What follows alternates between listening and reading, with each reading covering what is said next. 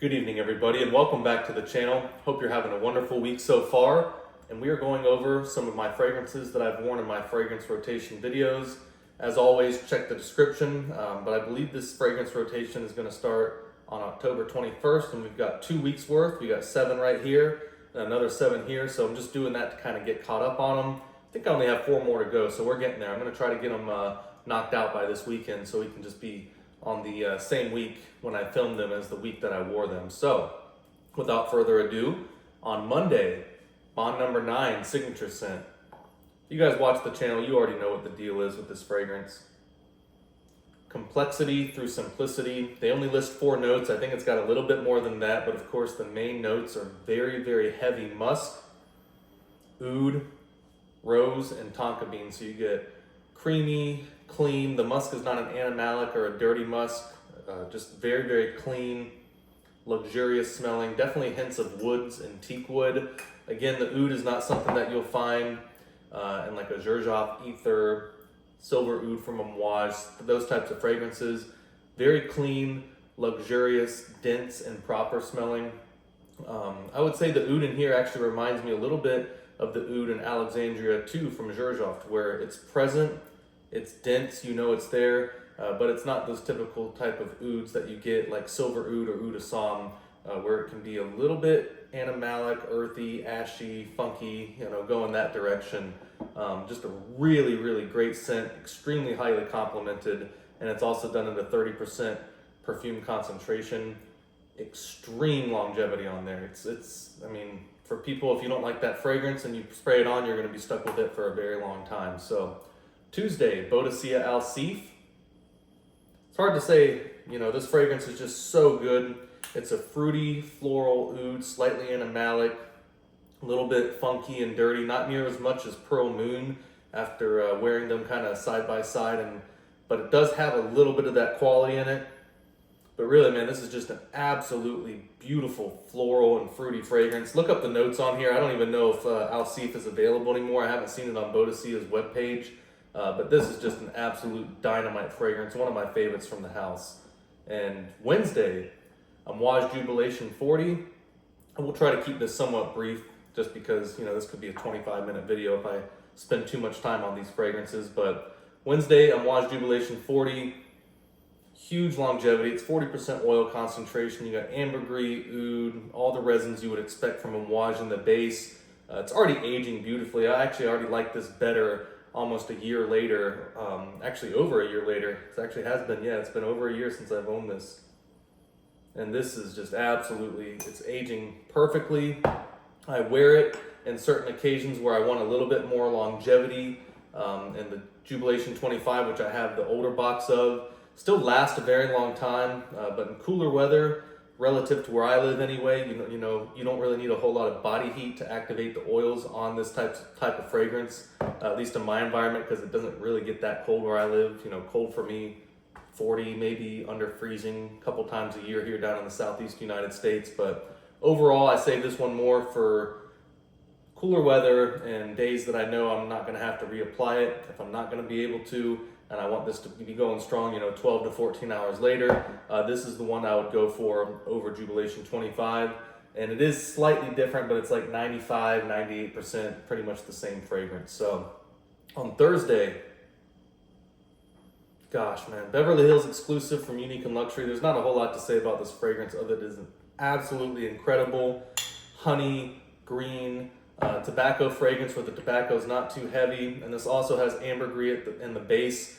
And I've said it before and I'll say it again. It's probably in my top 10 or top 15 favorite fragrances of my entire collection. It really is that good. If you're a fan of Naxos, I'm not saying this is the same fragrance, but it plays in the same ballpark as Naxos. And I find the longevity and the development to be much better on this. All the Unique and Luxury fragrances are done at 35% extrait oil concentration. So huge, huge compliments from that one. And of course, I love it myself, so that's just win-win. If you love a fragrance yourself a lot, and then also people compliment you on it a lot, it's just home run right there. So, Baccio Immortale from Argos on Friday. A lot of beautiful notes in this fragrance, but what really stands out, of course, is the raspberry and leather combination. And then one of my favorite parts about this fragrance, as good as the opening is, man, it's the dry down with the birch, oud, vanilla, musk. I mean, what is there to say about it? It's just an absolute masterpiece. And you know, it's interesting because I'm about to do a video on the House of Argos, and I have no idea where I'm going to rank this because I love so many from the house, and I've always ranked it somewhat lower, but that just shows how deep the House of Argos is. You know, it really is just everything they have is quality, so it really just depends on mood and occasion and even possibly season. So, on Saturday, Boadicea the Victorious Green Sapphire. Again, absolutely stunning fragrance.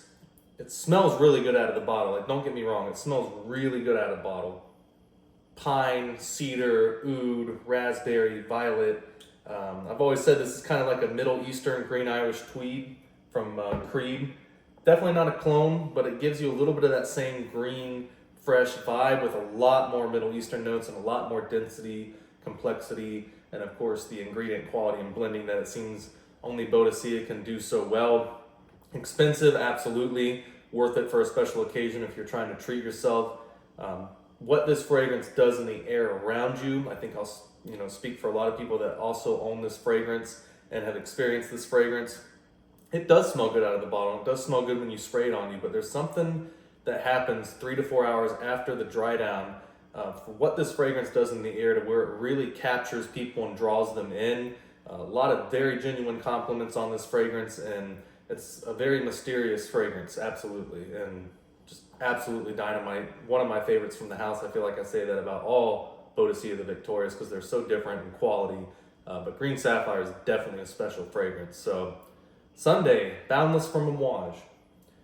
Now, if it's the weekend and I'm wearing a tobacco fragrance, you guys already know what I'm doing. Cigars, bourbon and scotch, that sort of thing. Try to keep that to the weekends. I don't really smoke or drink during the weekdays for the most part, unless I'm doing something socially. But yeah, Saturday, Sunday, if I'm wearing a tobacco fragrance, you guys pretty much already know what it is. Boundless is absolutely incredible. Ginger, lots of spices, blood orange, little boozy, got the tobacco, a little bit gourmand as well. I mean, this is just, I don't know why I don't rate it higher because every time I wear it, I really enjoy it. And if you can see the level on there, I don't know if it's coming through on camera, but it's down to about right there, which for me, with everything I have in my collection and how much I use certain fragrances, that's a pretty good dent in the bottle considering I've only had it about 2 or 3 years. So maybe a little longer than that. It's hard to keep track anymore, honestly. So that ends week 1. Again, I'll put all the fragrances, the day I wore them, and the dates of the week that I wore these in the description. So very next week, started off the week right. Monday, Boadicea the Victorious Alkout.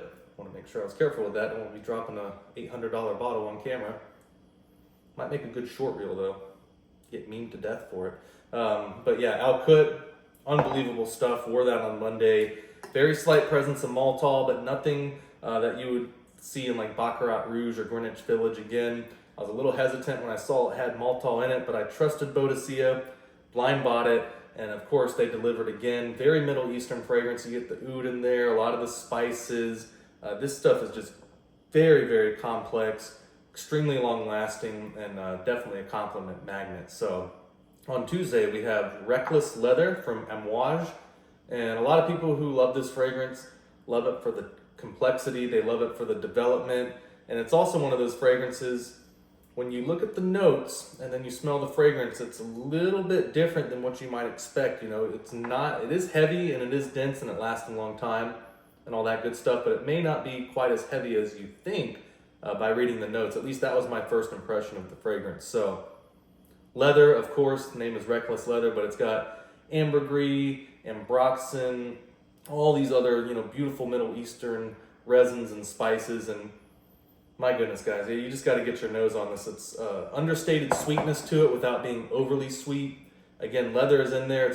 The name is Reckless Leather, but it's not as dominated by leather as you would think. It's a lot more complex than that. Has a lot more going on than just a regular leather fragrance. And I think anyone who's ever tried leather fragrance, whether it's the one from Mimro, I think it's Safari, whether it's Baccio, Immortale, from Argos, whether it's one of the Tom Ford ones, whatever it may be, leather can be a very dominant note. And it was a very good job by Amouage to make it present, but not overstating it and not letting it dominate the fragrance too much. So very, very good job on Amouage. Reckless Leather, again, that was on Tuesday of week 2. Now, Boadicea Aqua Sapphire, week 2, Wednesday, day 3. And man, Aqua Sapphire, you guys already know. Again, if you watch the channel, one of my favorite fragrances in my entire collection, one of my most complimented in my entire collection. Very unique for a blue fragrance. You know, it's got Divana, cypre oil in there, rum, pineapple, just a lot of different notes that you don't normally see in a blue fragrance. Of course, pineapple is pretty common. Don't get me wrong there. It does have some of the familiar DNA that you would expect with an aqua or a blue fragrance. But guys, all the Boadiceas last a very long time, but holy cow, Aqua Sapphire is one of those fragrances to where it is just absolute nuclear projection, extreme longevity, sillage, projection, everything you would expect for the price point that these fragrances demand retail. And I don't regret a single purchase from Boadicea. In fact, when I first got into the house, low-key I was kind of hoping not to like it because of the price point. And then of course now I have like 13 or 14 of them. I gotta count them, and more on the way too. So on Thursday, Dubai Jade. Again, one of my subscribers, Eric Rice, recommended this to me, one of his favorite from the Dubai series. But I feel like when you have a lot from the Dubai series, they always change because this has like rose, cumin, raspberry, incense, birch tar. I think all the Dubai series have a little bit of oud in them, if I remember correctly hearing that. Just depends on how they're blended and how present that is. But all the Dubai series, from my understanding, have oud in them. And this one is not overly present. You know, you get a little bit more of that like kind of incense, birch tar, a lot of freshness and sweetness with the raspberry, rose, cumin, and violet leaves. Definitely a green kind of outdoor fragrance without being overly green, if that makes any sense. You get a lot of sweetness in there, a lot of depth. Major compliments on this one. A little bit lighter, again, than the notes would suggest, somewhat like Reckless Leather, even though the fragrances smell nothing alike.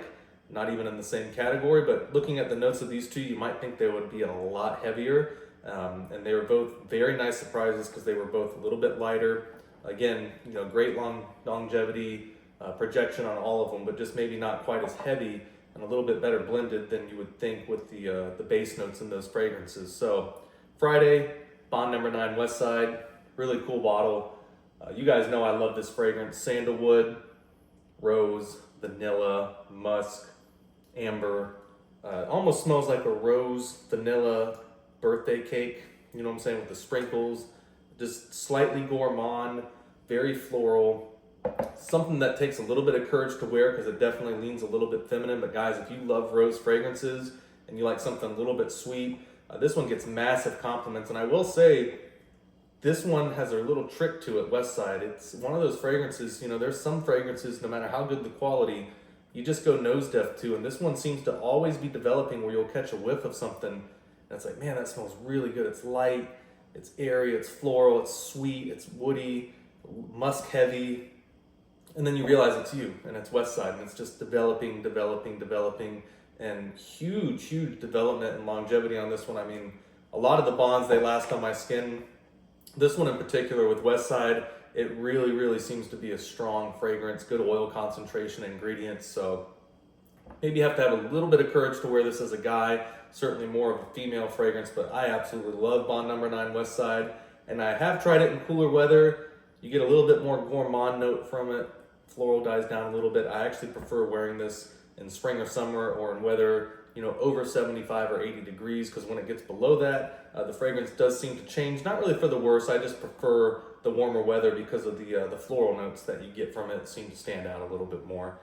So on Saturday, Amouage Woods Symphony, another one from the Library series. Now this one, again, a little bit like Reckless Leather. You look at the notes, you see the civet and all those other ingredients in there, and you think, man, it's going to be really skanky and animalic with the civet, and it's really not, guys. It's got a beautiful orris note in there with the rum, the woods.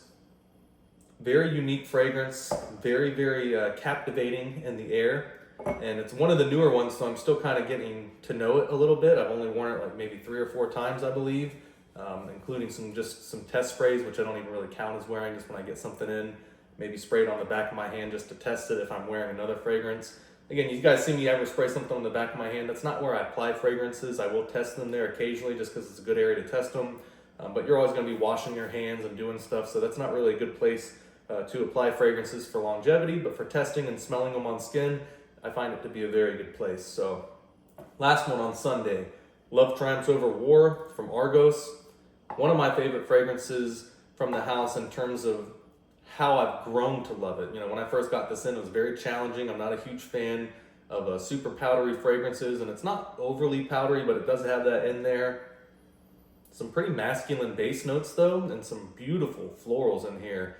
And even though when I first got it, it wasn't, you know, exactly my favorite from the house, it's something I've grown to appreciate. And it also happens to be one of my most complimented from the house. And from the house of Argos, there's just so many good things, and they do florals very, very well. But Love Triumphs Over War in particular, they have a lot of fragrances that last a long time.